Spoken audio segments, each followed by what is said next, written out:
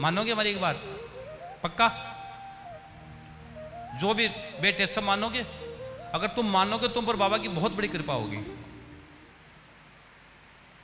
बहुत बड़ी कृपा होगी। आज से नियम रख लो कि तुम्हारा माथा कभी सूना नहीं रहना चाहिए। आप प्रैक्टिकल करके देख लेना, आपका माथा कभी सूना नहीं रहना चाहिए। माथा के सूने का मतलब तुम्हारे माथे पर चंदन, केसर, कुमकुम का तिलक होना ही होना चाहिए। अगर कहते ना कि अगर जिसका माथा सूना हो उसका भाग रूठ जाता है। अगर आप मेरी बात मानो, मैं आपका बेटा हूं, हालांकि मैं बोलूंगा तो आपको अटपटा लगेगा, मनुष्य को क्या मतलब है। मुझे मतलब है आपसे कि आप मेरे हो और मैं आपकी खुशियां चाहता हूं। और आपकी खुशियों के लिए मैं बात बता रहा हूं कि आप माथे पर तिलक रखा करो, हाथ में कलावा रखा करो और गले में तुलसी या रुद्राक्ष की माला होनी चाहिए। जिसके गले में तुलसी पड़ी और अब कई लोग कहते हैं महाराज जी रुद्राक्ष और तुलसी को एक साथ पहनी जा सकती है। बिल्कुल पहनी जा सकती है। रुद्राक्ष, बहुत से संतों ने तो रुद्राक्ष को सुमेरु बना रखा है। सुमेरु, रुद्राक्ष सुमेरु है और तुलसी की माला है। तो रुद्राक्ष और तुलसी एक साथ पहनी जाती है। और कई लोग कहते हैं महाराज जी रुद्राक्ष माताएं पहन सकती, बिल्कुल पहन सकती हैं, कोई दिक्कत नहीं है, पूरा अधिकार है माताओं को। और रुद्राक्ष से स्वयं सिद्ध है, जैसे हनुमान चालीसा स्वयं सिद्ध है।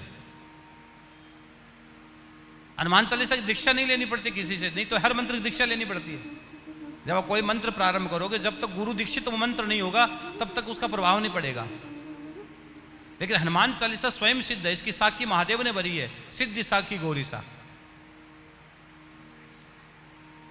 तो हनुमान जी के लिए मैं इसीलिए कह रहा हूं आपको कि आपके माथे पर क्या होना चाहिए।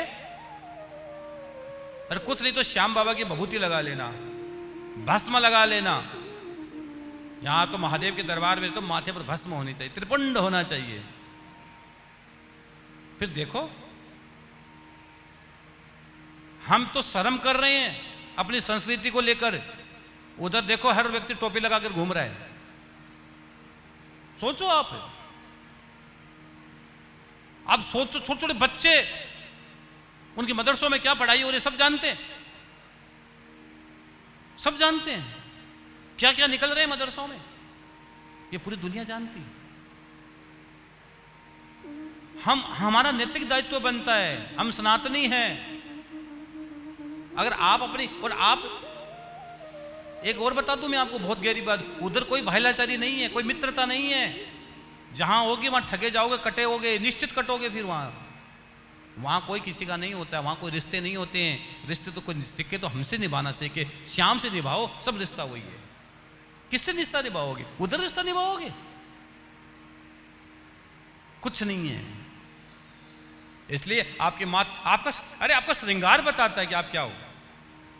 जैसे आप किसी के घर में जाओ और घर में जाते ही पता लगता है कि आज घर की एनर्जी कैसी है। जैसे घर के अंदर घुसोगे ना, घुसते ही पता लग जाता है इस घर की एनर्जी कैसी है। तुरंत 2 मिनट में पता लगता है इस घर की एनर्जी कैसी है। एक झटके में पता लगता है इस घर में एनर्जी है कि नहीं है, इस घर में क्या हो रहा है, सब पता लगता है। इसलिए तुम्हारा घर स्वर्ग बने, तुम्हारा घर गोविंद का घर बने, तुम्हारा घर श्याम की चौखट बने, इसलिए तुम्हारे माथे पर तिलक है, गले में माला, हाथ में कलावा जरूर होना चाहिए और मुख में राम नाम, राम सेवा हाथ में। अकेला नहीं तू प्यारे, राम तेरे साथ में। अकेला नहीं है तू, श्याम तेरे साथ में। तो निशान श्याम बाबा को जरूर चढ़ाओ। तुम मेरी बात मानोगे ना? अब मैं देखूंगा कल कौन कौन ऐसे आया है। कल आओगे कथा में तो मैं देखूंगा कल किसके माथा सूना है। सूना माथा नहीं रहना चाहिए। और एक और बताऊं, ये आज्ञा चक्कर है। माताएं बिंदी क्यों लगाती है यहाँ पर? इसका रहस्य है।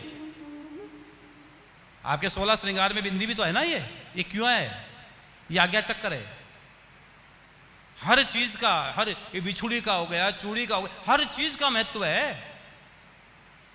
लेकिन आजकल तो पहले तो क्या माताएं जब मांग भरती थी यहां तक, पीछे तक भरती थी, यहां तक बहुत लंबी मांग भरती थी। जितनी लंबी मांग भरती उतना उसका पति की आयु। आजकल मांग भी कहीं को पता नहीं लगता इसकी शादी हुई है कि नहीं हुई है। थोड़ी गलत कह रहा हूं? कईयों को तो पता नहीं, और हाथ में चूड़ी चाड़ी कुछ नहीं, पता नहीं कि शादी है हुई कि नहीं है।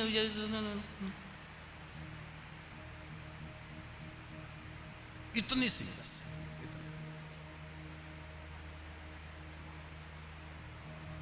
अब आप बोलो महाराज जी आपको क्या मतलब? मेरे को मतलब है, मैं बोलूंगा। शास्त्रों में लिखा गया है जितनी लंबी मांग होती है उतनी उसके पति की उम्र ज्यादा होती है। क्या बात करते हो आप? अब इतनी इतनी इतनी इतनी इतनी सब क्या? माताएं मेरे से नाराज हो जाएगी, आपको क्या मतलब महाराज जी? अरे मैं आपका बेटा हूं, इसलिए मेरे को मतलब आपसे। कैसे मतलब नहीं? मुझे मतलब आपसे।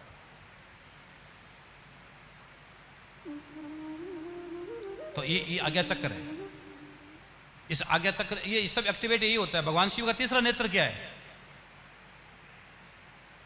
सोमानी जी आप तो यहां परली में बैठे हो, श्री क्षेत्र में बैठे हो, भगवान का तीसरा नेत्र क्या है? यही तो तीसरा नेत्र है। जिसका ये आज्ञा चक्र जागृत हो गया, सब जागृत है। जब कुंडलिनी जागरण का विषय आता है, साधक जो साधना करते हैं तो इस चक्र को एक्टिवेट, एक देखो हर चक्र हर व्यक्ति का एक्टिवेट नहीं होता है, लेकिन बहुत साधक लोग होते हैं हर चक्र को एक्टिवेट कर लेते हैं। लेकिन इसका जो आज्ञा चक्र एक्टिवेट हो गया तो उसके बाद तो कोई चीज जरूरत ही नहीं पड़ती, सब चीज एनर्जी उसके पास आ जाती है। और एक आधा चक्र तो हर व्यक्ति का जागृत होता है, ऐसा नहीं पूरा पूरा चक्र। अगर सब चक्र, एक चक्र ही जागृत नहीं हो तो आप रह ही नहीं पाओगे, जी नहीं पाओगे। तो चक्र तो तुम्हारा जागृत, लेकिन कौन सा चक्र जागृत हो तुम्हें नहीं पता है। आज्ञा चक्र जागृत होना बहुत बड़ी बात है। इस चक्र को, और एक और बता दूं मैं आपको, आपसे मैं अगर आपका हूं ना तो आप मेरी बात और सुन लो। आप वो किया करो, त्राटक किया करो। तेजस भैया, त्राटक। पैसा कमाना है जीवन में, ऐसी कोई नहीं है, त्राटक भी करना है। त्राटक, त्राटक मतलब अपने बराबर में दीपक को रख लो और बगैर आंख की पुतली गिरे हुए, आंख की पुतलियां नहीं गिरनी चाहिए। जैसे गोपियां पुतली नहीं गिराती थी कृष्ण को देखती तब।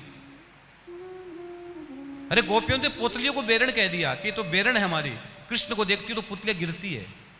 इतनी देर भी कृष्ण से हम दूर नहीं होना चाहती है। जब भगवान को निहारो, जी भरकर निहारो। तो आप जब त्राटक करते हो तो एकदम दीपक को देखो, आपका ध्यान लगने लग जाएगा अपने आप। ये ध्यान की बहुत बड़ी विधि है। पहले तो आप दीपक से त्राटक करोगे, फिर आप सूर्य के साथ आपका त्राटक हो जाएगा, यहां तक पहुंच जाओगे तुम। त्राटक बहुत बड़ी विधि है शास्त्रों में। लेकिन त्राटक कब करें महाराज? 9 बजे तो उठें, 10 बजे उठें, 11 बजे उठें, 12 बजे ऑफिस जाएं, कब त्राटक करें? सही समय पर सोना, सही समय पर उठना, ये जीवन की दिनचर्या होनी चाहिए। चलो कोई बात नहीं महाराज जी, अब आज इतना ही बताऊंगा, ज्यादा नहीं बताऊंगा, निकल नहीं आओगे आप।